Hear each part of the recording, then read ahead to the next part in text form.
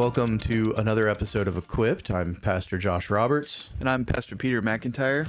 We both are elders at Sovereign Grace Community Church on Front Street in Thayer, Missouri. We'd love to invite you to join us.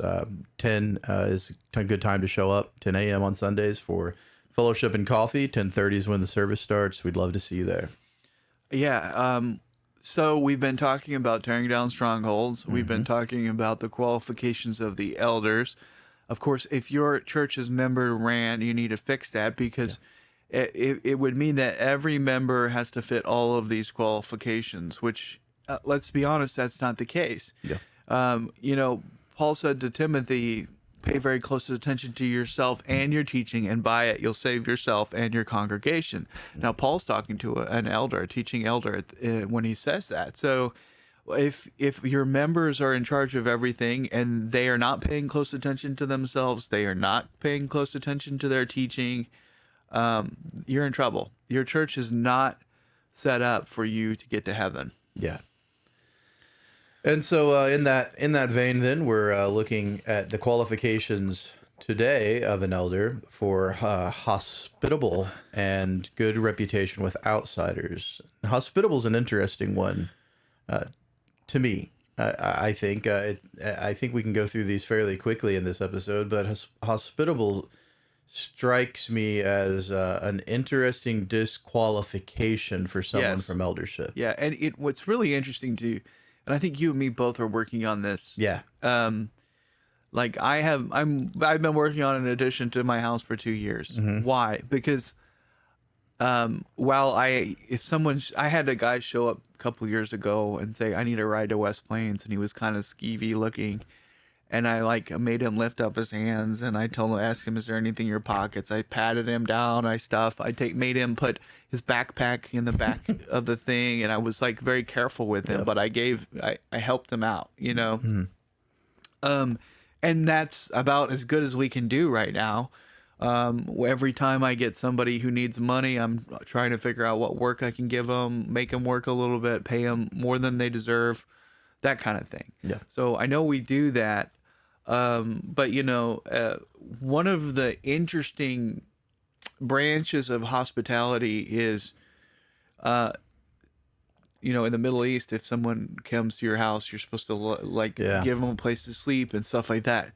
And I know you and me both, it's very difficult in our current situation to give someone a place to sleep, or at least, especially for me. I know you have downstairs and everything. It's not. But it's not in good. It wouldn't condition. be hospitable of me to put you there, though. Yeah.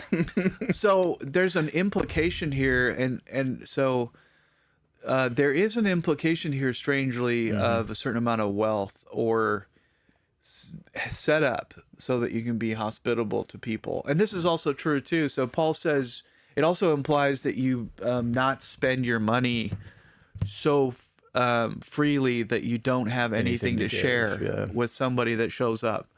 So I just jumped right into all the interesting stuff, but let's get into it says hospitable, and you also put good reputation without outsiders. Yeah. And we have talked about this. Yeah. When we did not arrogant, it kind of breached into that a little. Yeah. So good reputation with outsiders. Now, where this clashes with the culture we live in is that we live in a culture that we're so wealthy in America that people give charity to people they shouldn't be giving charity to. And they give charity in ways which is not the way they should give charity. Yeah.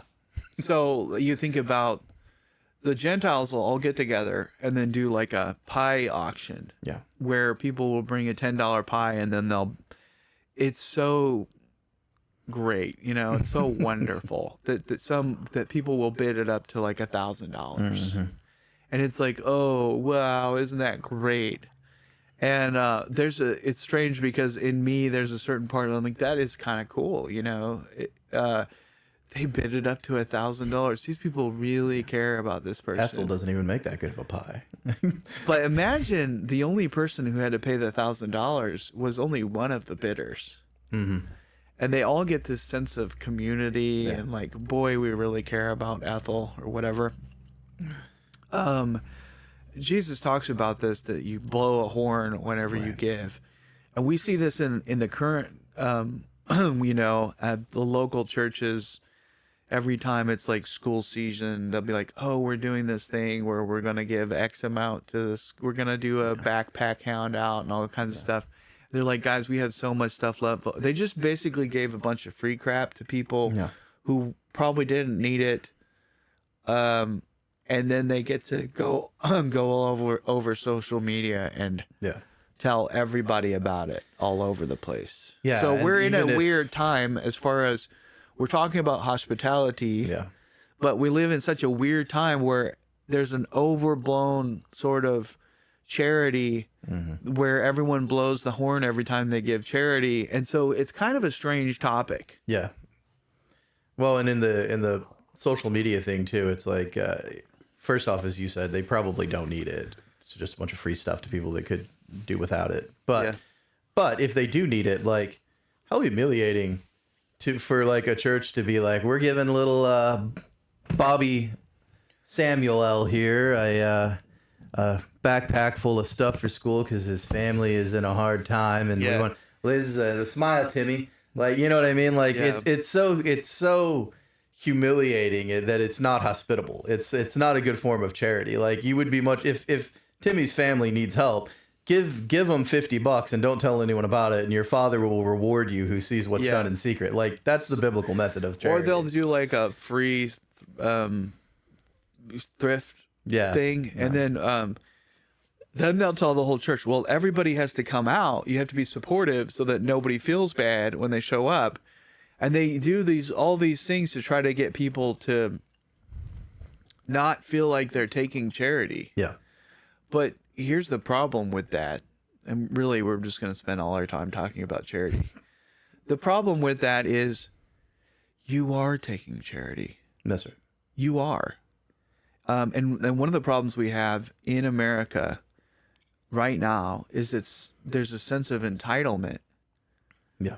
A huge sense of entitlement where people don't want to be feeling bad when they refuse to work, or maybe they could have worked harder. Yeah. And they're just going to take. And what we are doing on the church side, not we, but a lot of churches, is trying to figure out ways which we can make the person who should have had a job feel okay with us providing all of their needs. Yeah. You know, when realistically what they should have done was, when they fell on hard times, gone to an elder or to a friend and asked them for help. What's the trouble with this is nobody comes to me very often at all. I get very few opportunities to be hospitable to people because they're so embarrassed, and they know that if they go to a church directly, somebody in a dark room is going to write them a check for to make it up, because then they don't have to deal with any real people. Yeah. The churches have created a situation where they became an ATM for maybe this is not the case in all over America, but at least where we're at in the Bible Belt, if you buy a lot of cigarettes or in lottery tickets, and you don't win enough lottery tickets so that you need $500 to pay the rent or the thing, you can just go from church to church and they will distribute to you checks until you can pay up everything. I remember one of the Ligonier fellows, and I can't remember who it was, but he was put over some church ministries charity fund, and in an effort to keep their dignity, he implemented like a do something in return for a large amount of money, basically. Like if someone come in and was like, we need help with the electric bill, you're like, that's great. We need help taking out the trash with the church. Take out the trash, and then we'll help you out. And he said in the year or more that he was over, they didn't give out a single case of charity because no one was willing to do anything in return for the help. I think of our church.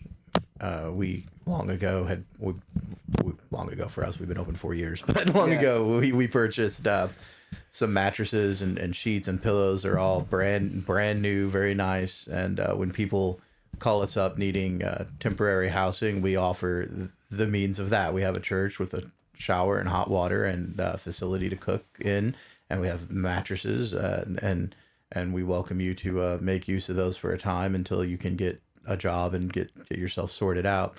And we've utilized those to bless a few people. Yeah. We've had far more people turn us away because they're like, well, I really like my charity to be at the Holiday Inn. Don't use the Green Motel. Their mattresses. I'd rather you spend $800 using cash to make it very comfortable for me for a week, as opposed to have reasonable, safe, secure being put up for 2 or even 3 months, possibly. Yeah, because it's just a little bit more humble. Yeah, and because they have to. That's the thing. It's not.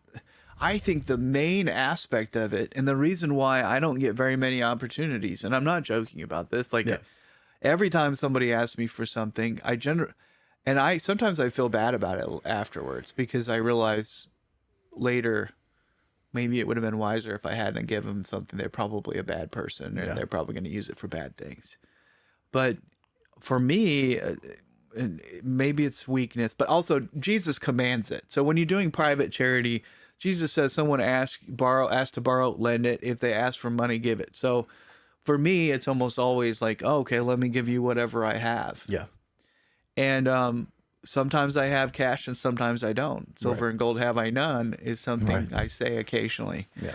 But I don't get that many opportunities because it takes a lot of humility for someone to ask a private person for financial help. Right. And every time I do help someone, I say, don't thank me. Thank God I'm doing this on behalf of Jesus Christ. This is a gift from God to you. Yeah. And,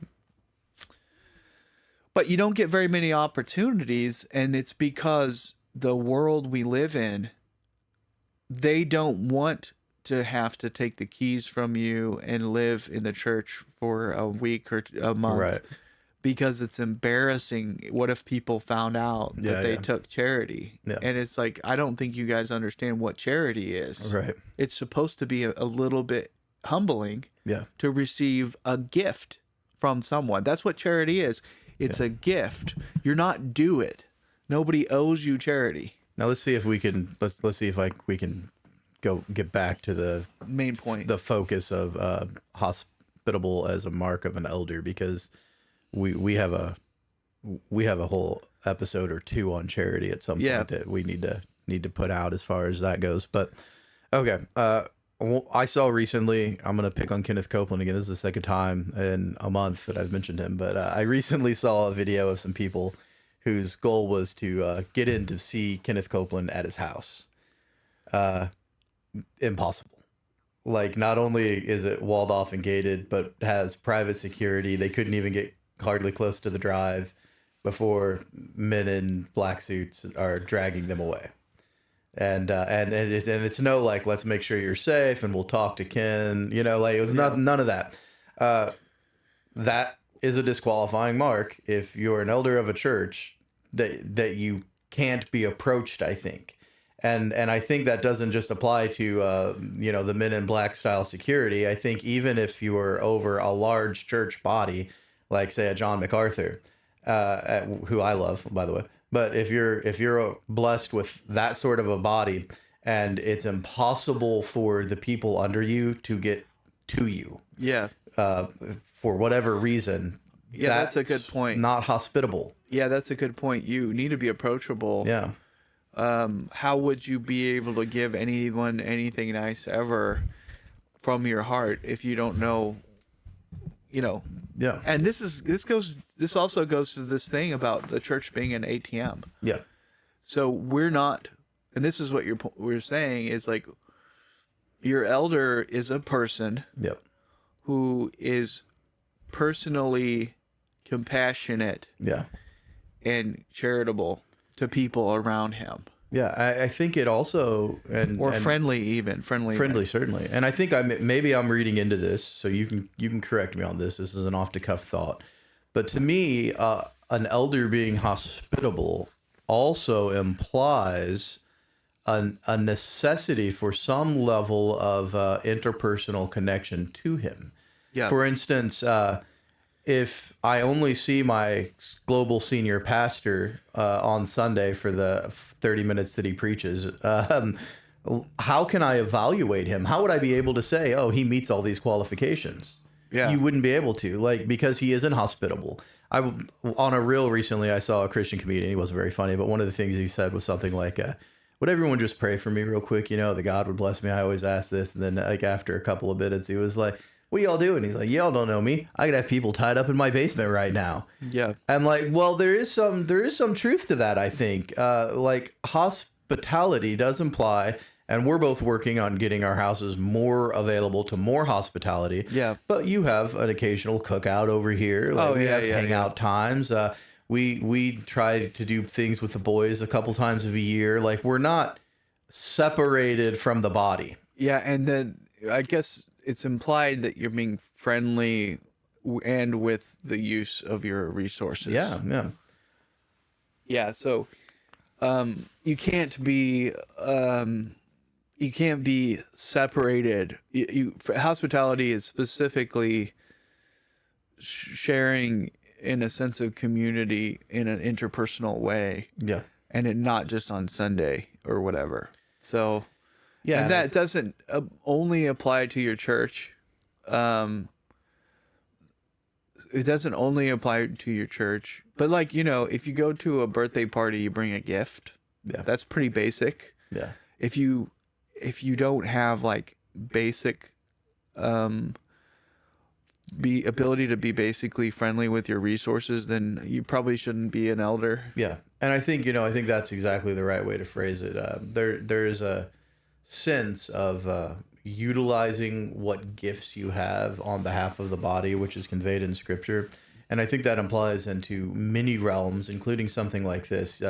Not everyone has an IQ of 160, very, very few.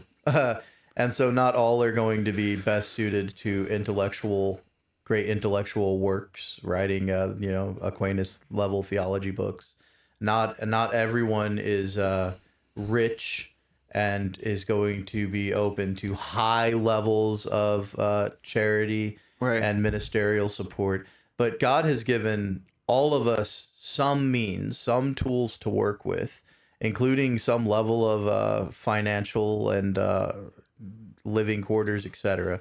And the goal is always in Christian living to look at what you have and to find in what way you can leverage that in service to God and on behalf of his body. And so yeah, like me, I don't have the level of charity to give big gifts out normally. Right. No, I'm not saying but big I gifts, have some gifts, you know. And when the card comes around, I can put in 5. Right. Like I can do something every time.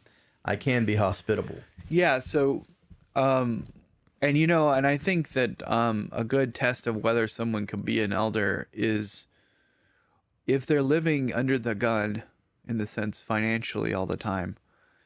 Maybe they're not ready.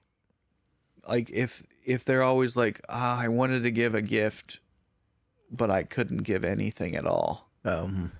Like that's still not the right attitude. Yeah. I think about tithing. I think we don't require that. We just ask people give something. Yeah. But I still would like to see people drop $3, if at all. Yeah. In the box. So if you have a person who has a hard time giving $3, and I don't mean they have a hard time in the sense that I mean both senses, like $1, like give something. And there's a certain if you can't give any, if you're not willing to put 50 cents in the box, 25 cents in the box, you're a little bit short of hospitality. You wouldn't turn your nose up at the widow's tuppence. I wouldn't turn my nose up at 5 cents. Right. Or a penny. But I would like for you to do that. Yeah. And if you can't do that, if you can't figure out, and that's a humility thing too. Yeah. Hospitality sometimes is a widow's mite. Yeah. Sometimes it is like, well, I couldn't afford it, but here's what I could afford. And that feels good, or that ought to feel like hospitality because you did something. Well, and the widow is not living in a 4-bedroom home with 3 streaming services and a freezer full of steak. That's right. Giving only a mite because, like, well, I couldn't. Yeah. Like, but we see people doing that, though. We see people doing that. They say, like, well, we couldn't do that because we were whatever.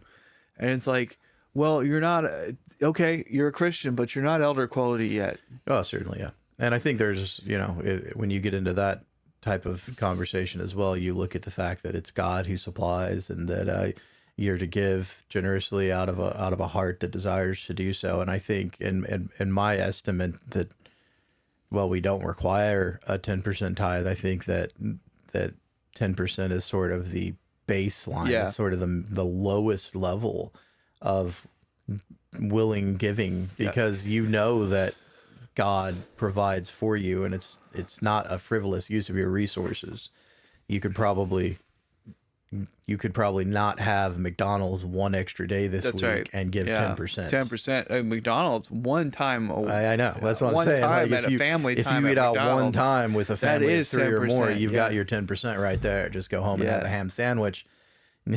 But, so like that's the thing about hospitality is it does go to the money grubbing thing. Yeah, not a lover of money. Mm-hmm. It goes to a lack of faith in God for your financial security.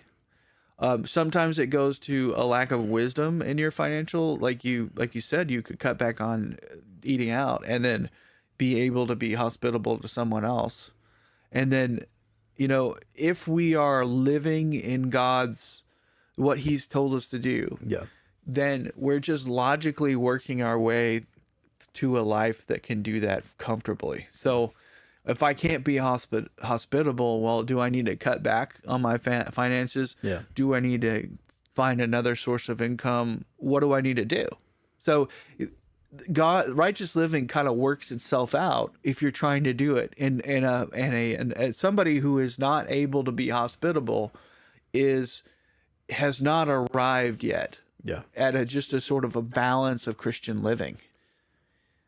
I got 2 more, if you're willing. I got 2 more approaches to hospitable. I'm going to let you address. Okay. All right. First one.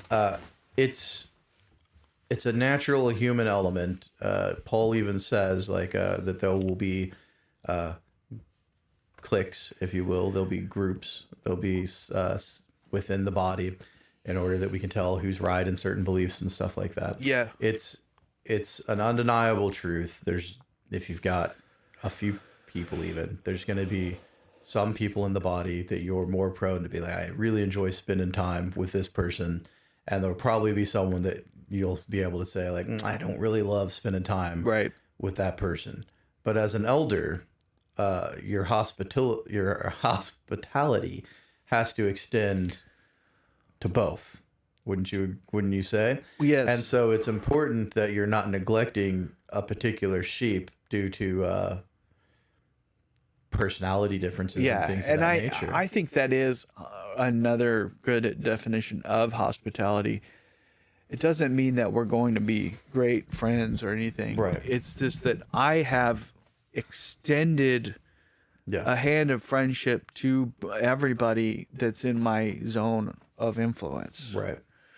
So, I think it's in Hebrews or somewhere, whatever. It says to have enough to prepare. Maybe I'm paraphrasing something, but there's this concept of an angel unaware. This is when you're being hospitable. You need to be able to have enough food just in case somebody shows up. Now, in American culture, that almost never happens. Nobody's gonna knock on your door. I mean, that one guy did literally ask you for a glass of water one time. I know. So that does happen. It's not super common, but it does happen. It does happen. Yeah. But in the culture, and this is where it becomes very difficult with the charity issue is that people are not used to receiving gifts from their peers or asking for things from one another. Where in America, even the widows and the orphans are proud of what they have and stuff like that.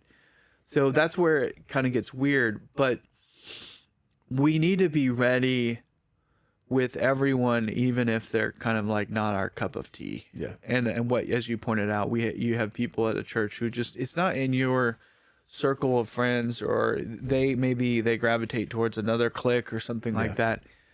Elders hospitality doesn't need to be seen as excessively cliquey. Yeah. But always gives invitations to people who that are not even like super involved in his area. You know what I mean?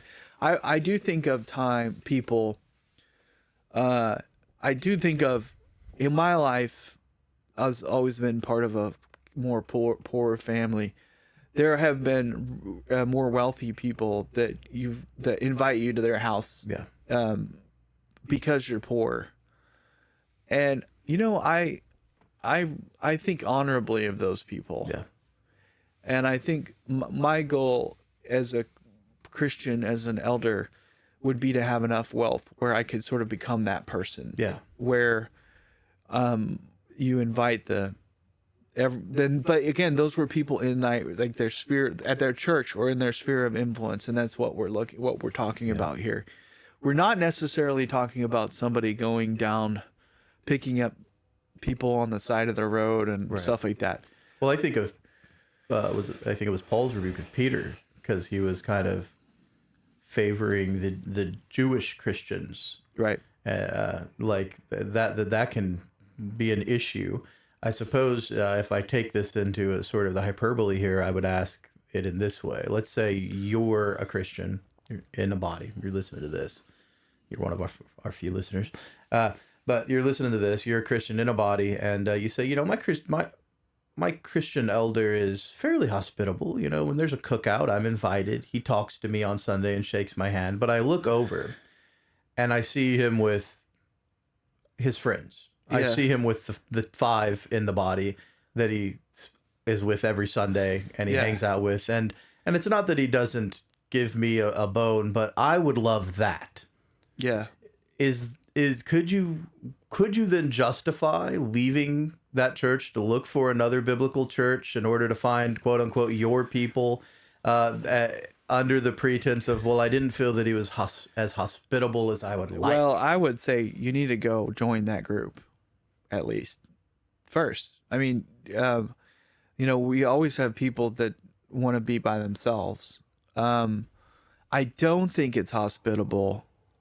And you're getting, this is kind of a weird location, but I don't think this is talking about me going over to somebody, making extra attempts to slap them on the back, or forcing them to be part of a community they don't want to be part of. Right.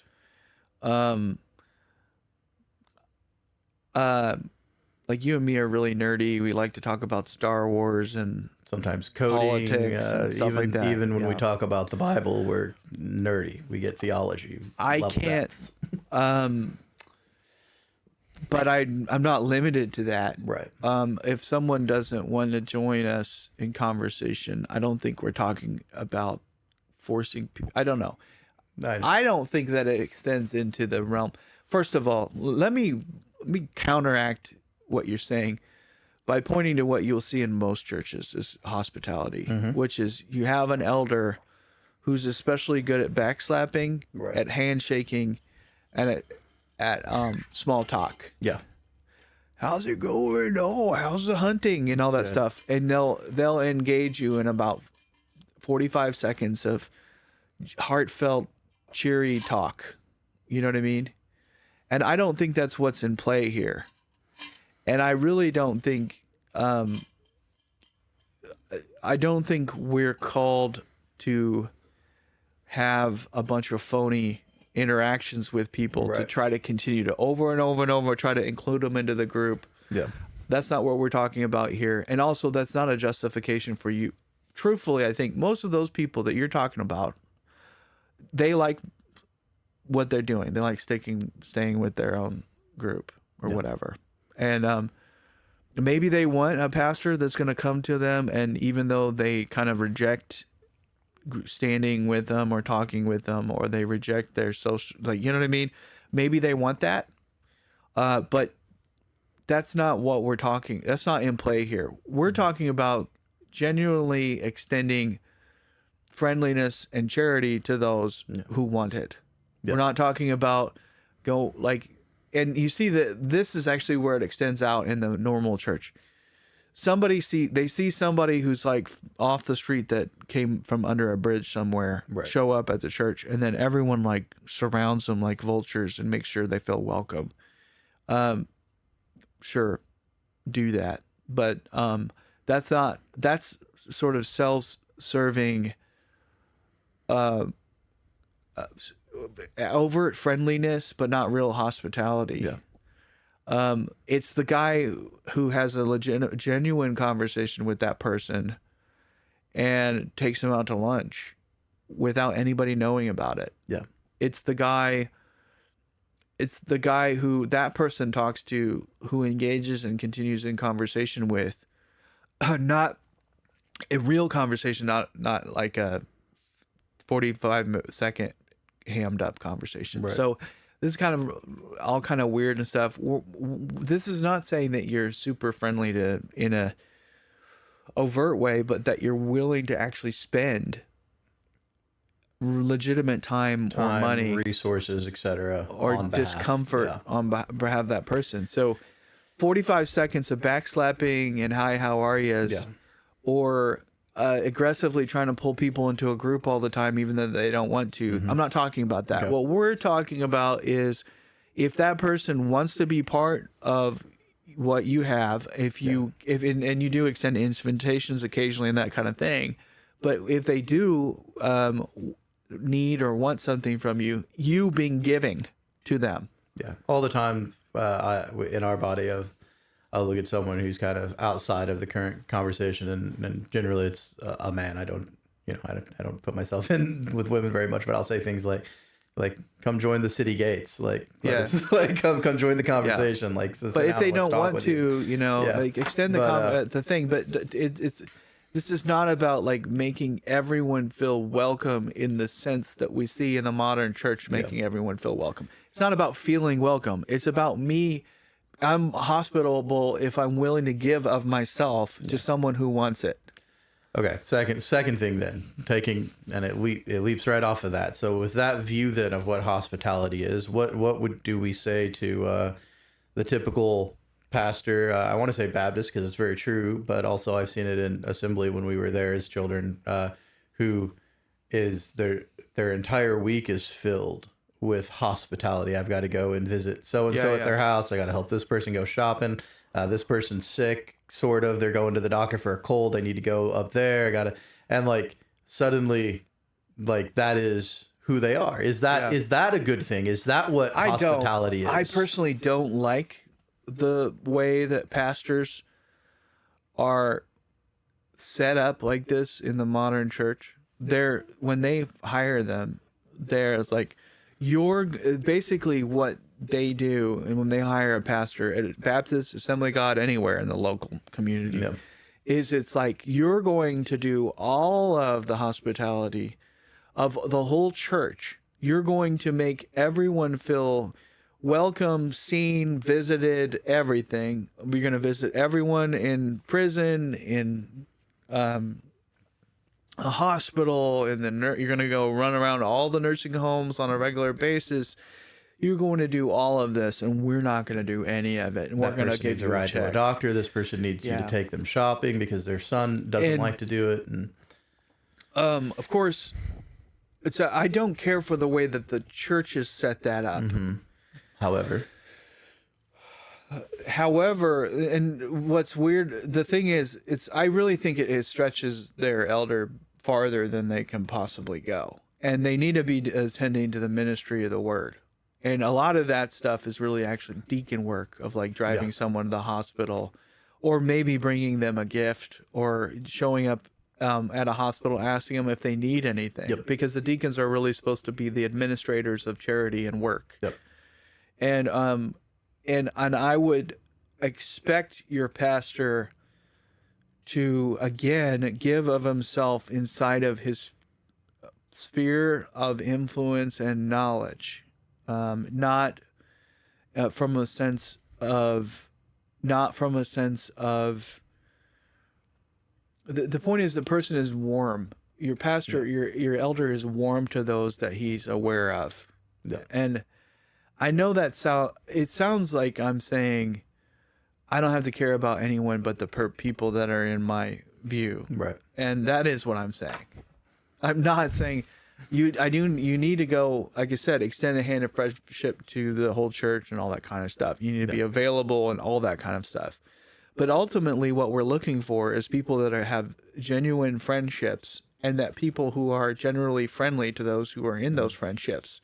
We're not looking for something hammed up. We're not looking for something that's been made. The church secretary put together a schedule about how you can be hospitable. Yeah. What we're looking for is that you, the elder, has this quality, that you have a giving spirit. And who is it going to be extended to? The people who are either asking or that you're seeing a need of. So, people, what I see in modern churches is pastors go out of their ways to be hospitable to those people who are not yet members of their church, that look like kind of scumbags or something like that, as an effort to make them feel welcome until they are saved and baptized, and then they don't extend anything to them at all. Yeah. And they end up doing their whole pastor career only doing a form of hospitable evangelism to the people who are who have just with fresh faces in the thing. I remember growing up, and my dad is very evangelistic when we were growing up, and I think he's probably grown a little bit more out of this than when we were kids, but he always seemed to give way more love, affection, and gifts to kids that were not his own. Yeah. As a way of ingratiating them, as a way of making them feel that he was hospitable so that they would continue to go to church or something like that. We've all kind of seen that from pastors that we've dealt with. They're backslappy. They may even they may even go over and mow someone's yard and stuff because they're working on 3 or 4 different people to make them feel like, I'm hospitable. This is the right church for you. But it's not genuine, because they target people to make them feel super duper welcome, and to try to hook them into the church and make them feel guilty and stuff like that. That's not what's in view. Right. What we're looking at is that the elder has a general sense of giving of himself to, and here's the trick. It may be people that he doesn't even like, but they either have a need, or he's aware of it. This stuff comes up, and he responds not in a targeted way like I'm talking about. The way that I see most pastors do it is a person comes in, they look like they belong on the streets, and he says, that's the one, and you see him like sort of vulture in on them and like take care of them for weeks at a time.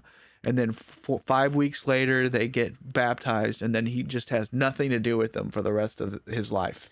I've certainly seen some of that. I have seen, though, in our local area anyway, I've seen several pastors who are overtly active in forms of service and hospitality to members of their congregation that have been there for long That's what we're after. That's what we're after. I think that's good. I do think, though, that there is a ditch on this side of that road. I think there's a bridge too far. I think, as you said, that is in the domain of the deacon, and that God has orchestrated his body in this way for a reason. I think should a pastor be willing to go and mow Ethel's yard and visit her in the hospital? Right. Absolutely, and he should do some of that.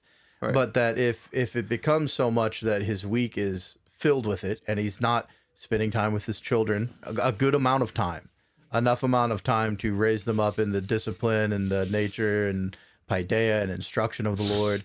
If he's not, with spending an ample amount of time with his wife, an ample amount of time in study of the Word for the preparation of not just his own edification, but for teaching on Sunday or Wednesday and what have you, then that's an error. I think you need to order your loves. You need to love your family, and then you need to love your primary role within the body, which is teaching and being involved in discipline and elder duties, and then acts of service.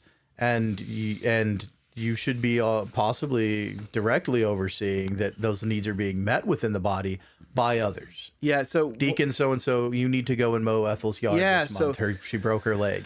And I don't think hospitality really extends as far, is definitely necessarily as far as mowing someone's yard. What it is, again, if they are hospitable, it's a description of who they are. Yeah. It's not saying that they're doing everything. Goal-oriented in the fact that they're serving everyone in a direct way. It's not saying that they, like I said, these pastors would like pick the new flock or whatever and then like groom the new people until they feel like they're part of the family. That's all goal-oriented. Yeah. We're not talking about, this is not a goal-oriented situation. This would be like if you go up to your pastor and say, hey, I'd like to have you and your wife over for dinner sometime, and they're open to it. Right.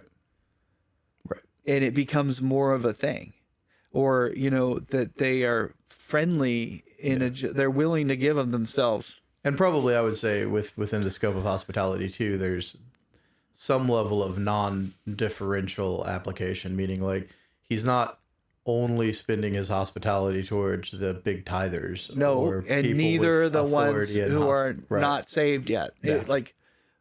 Same there too, yeah. Yeah, or to the ones who are the problem people, Yeah. nor to the ones who are there, Yeah. And you do see some clickiness with the pastors where they spend all their time with the with their specific deacons or the wealthy people of the church. And my response, and this goes back to the original question, is you really need to reach out to that pastor. You ought to, because look, the fact is probably the clique that they're part of, the deacons that they're part of, keep inviting them back, and they may just be hospitable, going where and giving of themselves to whoever's asking for it. So one of the things is, if you're not part of a clique, go join that clique, or maybe even start your own and go to that pastor and say, hey, we'd like to have you over on Friday. He says Friday won't work. Say next Friday. And like, if he will do it, but if he won't do it, then there's your problem, because he's spending a lot of time with pleasing himself, and he's not actually hospitable in a general sense. Yeah. So there's a lot here to unpack, really. I think that if we look at hospitable as not what you're doing, but who you are, it answers a lot of these questions. All right, well, I think we've said it well. If I've understood you correctly, we can't have any borders to our nation or kick out any illegal immigrants because we're hospitable people. Yeah. And that's Peter's view. No, I'm No, obviously there are still borders. There's language, there's culture. We have, and as you pointed out, we have duties so inside of whatever it is that we're meant to do. Like, so if someone invites me to dinner on the night my kid's going to have a choir concert, I'm not going to go to dinner. I'm going to say, my kid has a choir concert that night. Let's do it some other night. So I think probably in the modern age, hospitality comes down to a normal social interaction more than it does like somebody, although this happens, stumbles and knocks on your door, and then you have to give them something nice.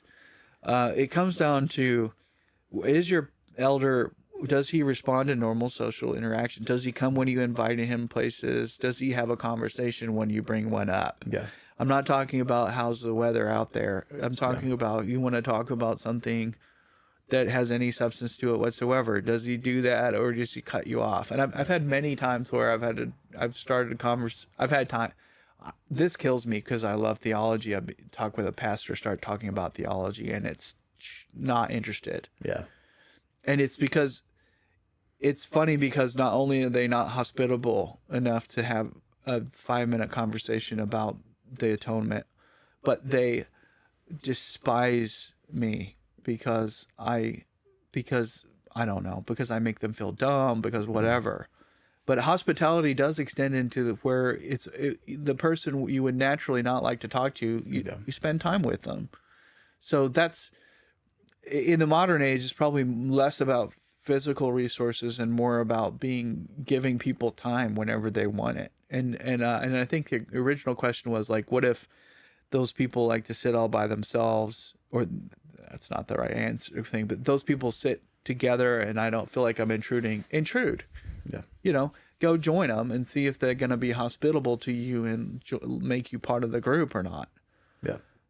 And I think that's probably usually the case, although whatever. So it's an attitude of the person to be willing to give to those around them, even if that person would not normally fall into their category of whatever. Yeah.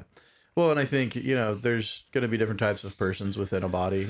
In a small body like ours, I think that type of filling is probably more pronounced. Like we'll talk with anyone about anything, honestly. And I think if you want to talk about quantum theory, I know just enough to like ask some questions. And if you want to talk about 80s cartoons, again, I know a little bit enough to like carry on a meaningful conversation with you. And we'll do that gladly, but there's always going to be like I like talking about this, and the people that like that gravitate towards me, and you may like another thing, and that's fine. You're a different asset within the body, and maybe there's not someone else yet that's a super hunter for you to talk about hunting with, which is like your main vibe or whatever.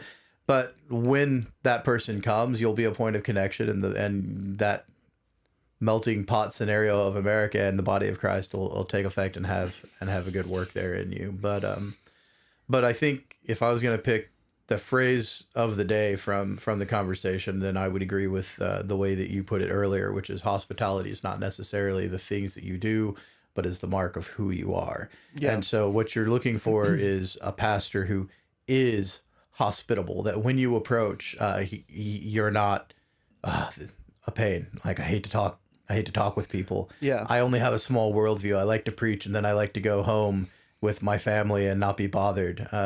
That is anti-hospitable. Yeah. And what we're looking for is the opposite of that. We're looking for someone who loves the bride of Christ, who doesn't treat a toe in the body of Christ as worthless, but spends all of his time placating to the head, or it doesn't spend all of his time placating, as Peter pointed out, to the potential new addition to the body, but rather is hospitable and open and loving and working among the body with ordered loves. And that's the one thing I'm seeing most, although I'm sure people see it in different ways. The one thing I see the most is pastors that are inhospitable because they're so goal oriented on their relationships that they're planning out. No, yeah. So we're not talking about goals. We're talking about, can you give of yourself to people, and when they, like, whether it's time or money or anything, are you willing? Are you naturally hospitable? If someone comes and wants to have a conversation about duck hunting, I don't know anything about duck hunting, so I'm going to ask you more questions than but like, I'm willing, I'm here. Yeah. It's a sense of friendliness, I think. Yeah. But then it's more, the hospitable part really implies giving. So it's not whether I can slap you on the back for 5 seconds, but whether or not I'm willing to have a 4-minute conversation, because that's giving of yourself. And then the other thing is, like, if you invite me to dinner, am I willing to give my time, or am I even willing to invite you to dinner or have something at my house and that kind of thing? So, yep. This is a tough one. I think that being hospitable this one's a hard to decipher thing. I think that we can mistake friendliness for hospitability. And I think that this is going to be a tough one, because like I said, when you go to a new church, that a lot of the pastors will fake this until you become a member, and then they'll leave you alone forever. But you'll be able to notice it as soon as they move on to someone else. Then you'll realize, now here's the test. Then you go and you try to engage them again and see whether they're actually hospitable, or whether they're like, let them have an out. if you keep trying to reach them and they continue to sort of bag out over and over again, I don't think they're hospitable. They probably don't have this quality. This is a difficult one though. So. All right, well, I think we've said all that we can say, and we've said it twice. So thank you for listening to another episode of Equip. May God bless you, and may he grow within you hospitality and the other good qualities of an elder, regardless of the role you have within the body. God bless.